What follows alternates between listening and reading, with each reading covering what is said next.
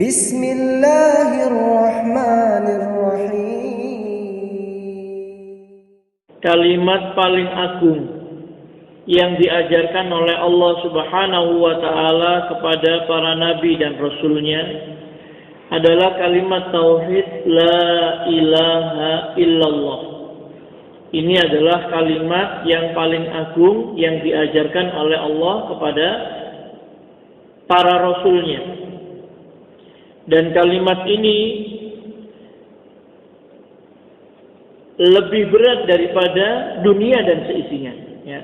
Sebagaimana di dalam sebuah hadis yang diriwayatkan oleh Al-Hakim, ya, dalam hadis qudsi, bahwa Allah Subhanahu wa ta'ala ini berfirman kepada Nabi Musa alaihissalam, wahai Musa, sesungguhnya kalimat la ilaha illallah ini seandainya, ya, 7 lapis langit dan bumi ini diletakkan dalam daun timbangan, kemudian la ilaha illallah ini diletakkan pada daun timbangan yang lainnya, niscaya kalimat la ilaha illallah itu lebih berat daripada 7 lapis langit dan bumi itu.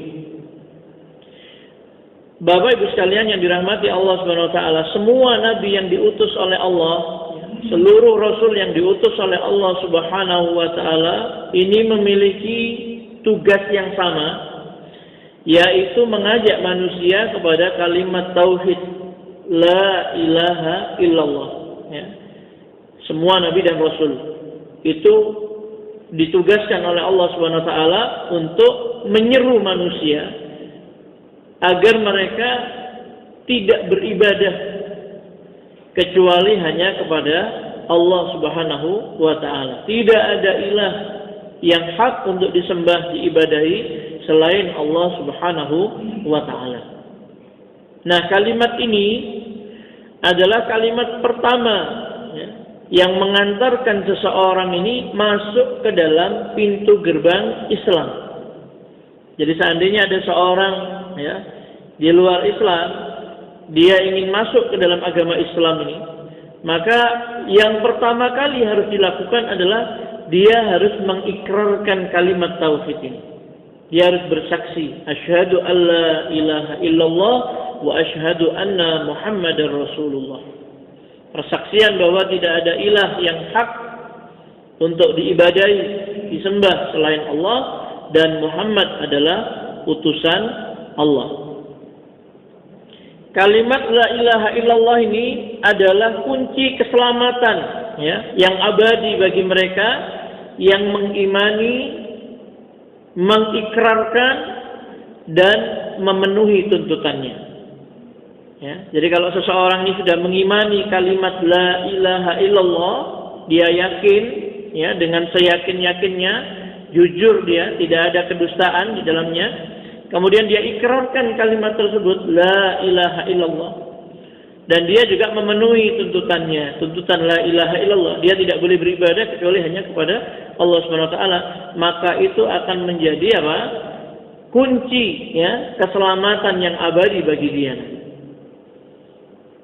Sehingga disabdakan oleh Rasulullah sallallahu alaihi wasallam dalam sebuah hadis sahih, barang siapa yang mengucapkan la ilaha illallah, dia akan masuk jannah.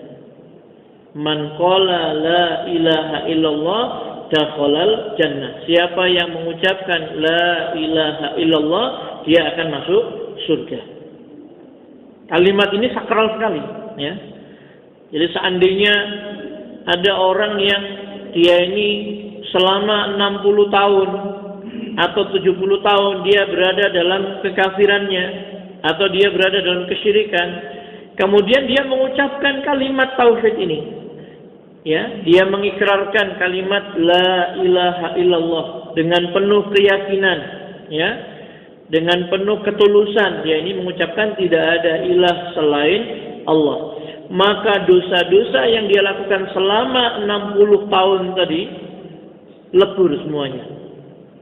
Semua dihapus oleh Allah Subhanahu wa taala dengan kalimat tauhid la ilaha illallah ini, ya. Asal dia apa? Dia mengimani kalimat la ilaha illallah tadi itu, ya, tidak mendustakan, ya, karena ada orang yang mengucapkan la ilaha illallah tetapi hatinya mendustakan. Ini tidak diterima, ya, persaksiannya tidak diterima. Seperti orang-orang munafik, dia mengucapkan la ilaha illallah, bersaksi, ya, bahwa engkau adalah benar-benar utusan Allah. Ya. Tetapi Allah mengatakan apa? Wallahu yashhadu innal munafiqina lakadzibun. Allah bersaksi bahwa orang munafik itu benar-benar pendusta. Ya. Jadi harus betul-betul dia mengucapkan. Orang munafik bukan hanya mengucapkan la ilaha illallah, bahkan mereka juga melaksanakan sholat bersama Rasulullah SAW. Tapi karena tidak ada keyakinan, tidak ada pembenaran dalam hatinya atau mendustakan, maka apa yang dia lakukan itu apa? Sia-sia, ya. Tidak diterima oleh Allah Subhanahu wa taala ikrarnya tadi. Kesaksiannya tadi itu. Yang kedua apa? Yang kedua adalah tidak mencampur adukkan dengan apa? Kezaliman. Yang dimaksud kezaliman di sini adalah kesyirikan. Jadi orang yang sudah mengucapkan la ilaha illallah, maka dia harus betul-betul yakin tidak ada ilah selain Allah. Dan dia tidak boleh beribadah kecuali hanya kepada Allah Subhanahu wa taala saja. Ketika orang mengucapkan la ilaha illallah, tetapi misalkan dia berkorban, dia menyembelih hewan, ya, untuk selain Allah, ya, ditujukan mungkin untuk jin, untuk berhala dan sebagainya, maka dia telah melakukan kesyirikan. Dan itu menjadikan apa? La ilaha illallah yang dia ucapkan tadi itu batal. Karena apa? Dia telah melakukan kesyirikan. Atau dia berdoa meminta kepada selain Allah, ya.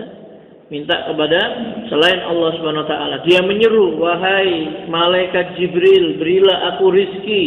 Maka dia telah menyekutukan Allah Subhanahu wa taala dengan malaikat Jibril alaihissalam. Tidak boleh.